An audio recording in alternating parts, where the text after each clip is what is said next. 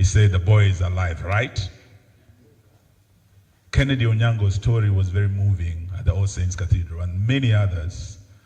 Denzel Omondi's parents, and all those who are suffering. A year later, no justice, no compensation.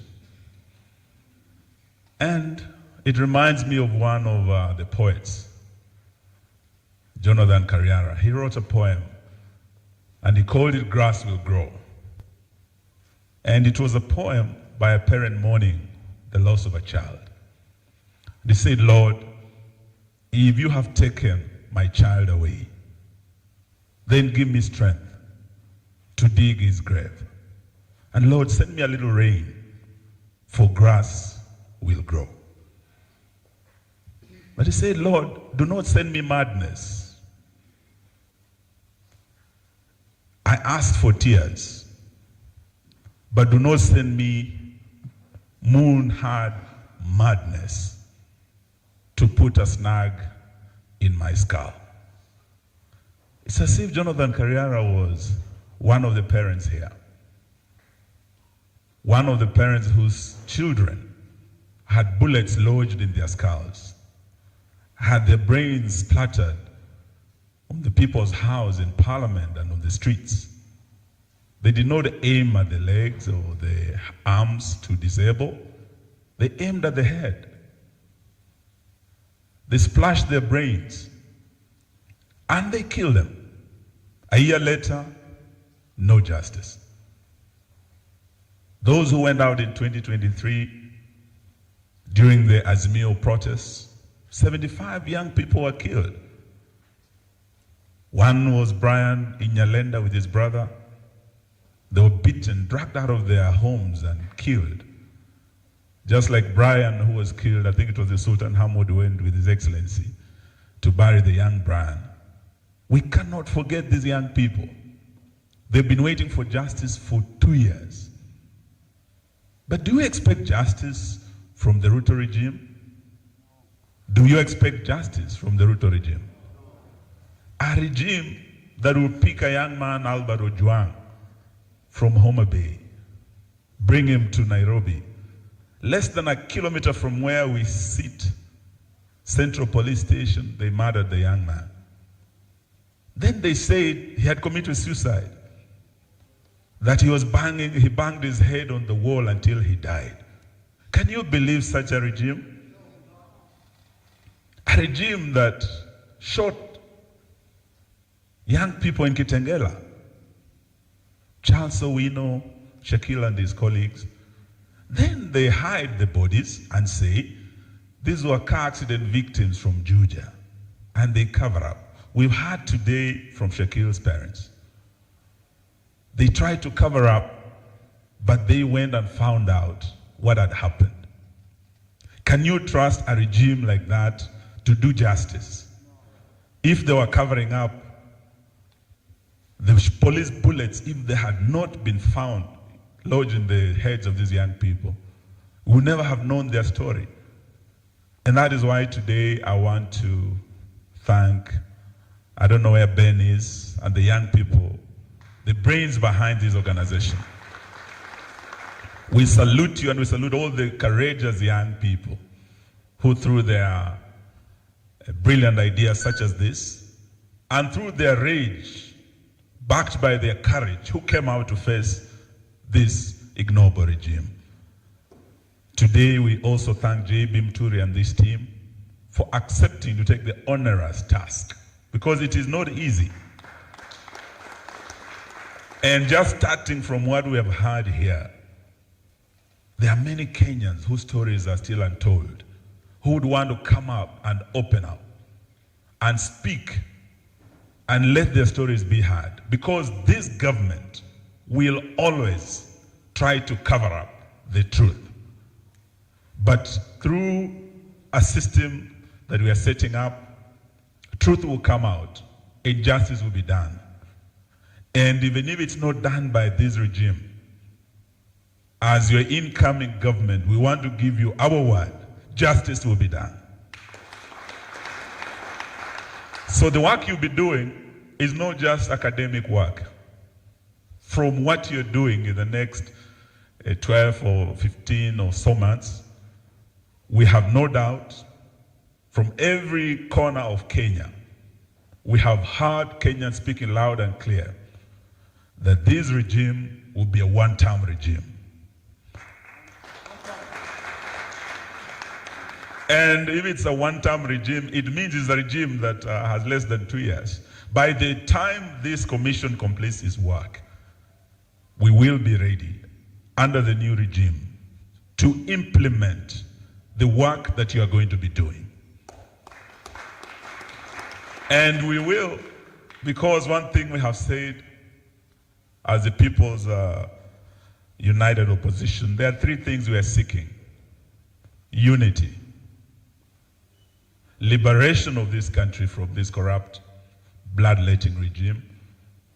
But the last thing we must do is restore our country and its lost glory. And the process of restoration starts with plans such as this, because justice cannot be done by this regime.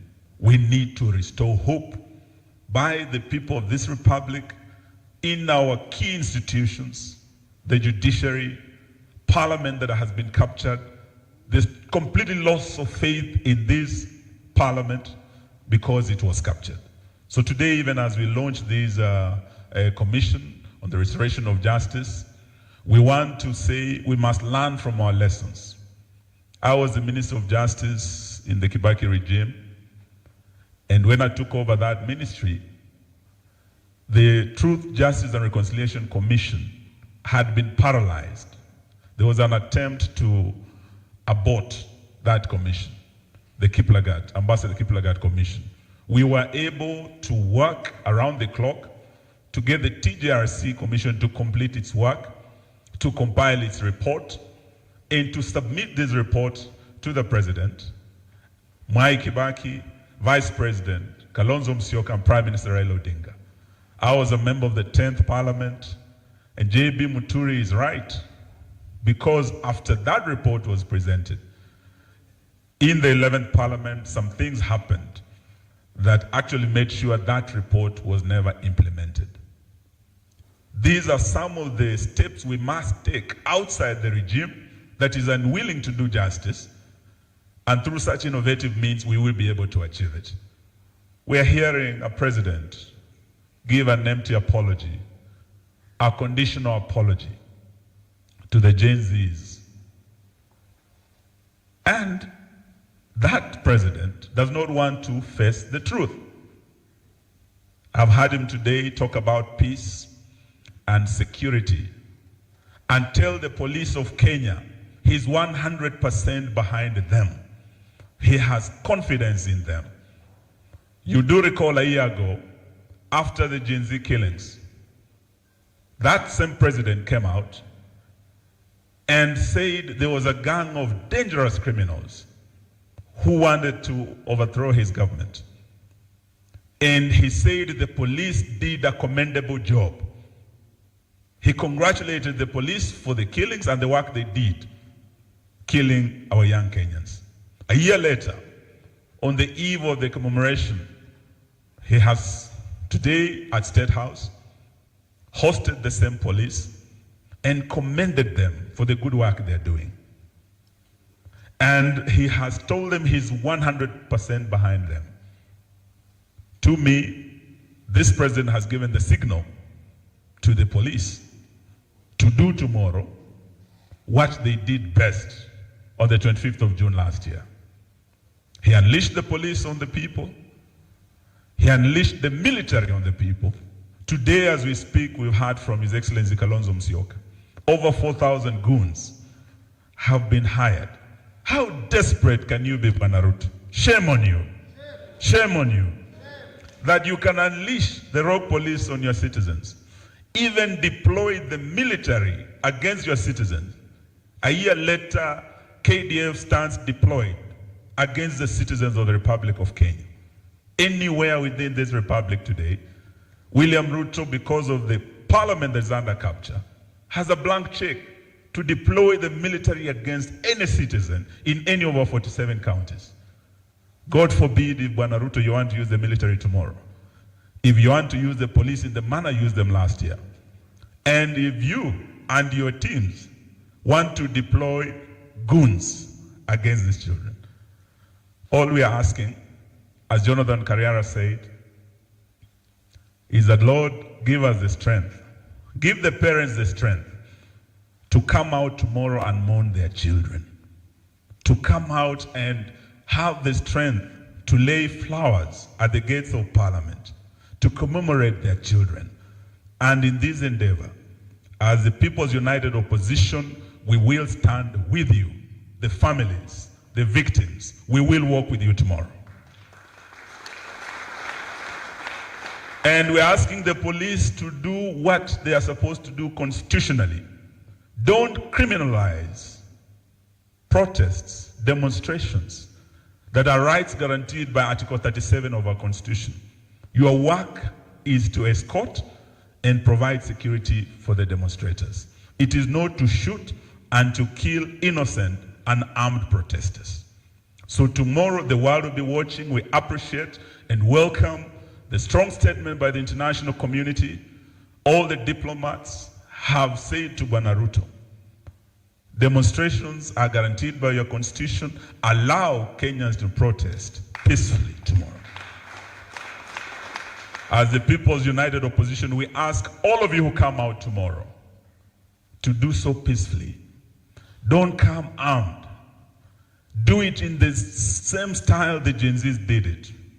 If anything, just your phone and a flag of Kenya, as they did it. Anyone who comes out armed with any machetes, know that he's not one of us. He's one of the 4,000 goons, state-sponsored goons. And the people dealt with them last time. I'm sure you who has been given 500 shillings to come tomorrow to rough up the protesters, you will meet your fate. You will meet your fate. Let me not say more than that. I just want to thank you once more and to say congratulations, JB, and to say you are one of the victims. Your son was abducted. When you lead this commission, you are doing it on behalf of many parents who felt your pain, who felt your pinch. May we ensure that justice remains our shield and defender. And apart from Parliament, I had Bwana Ruto and I say,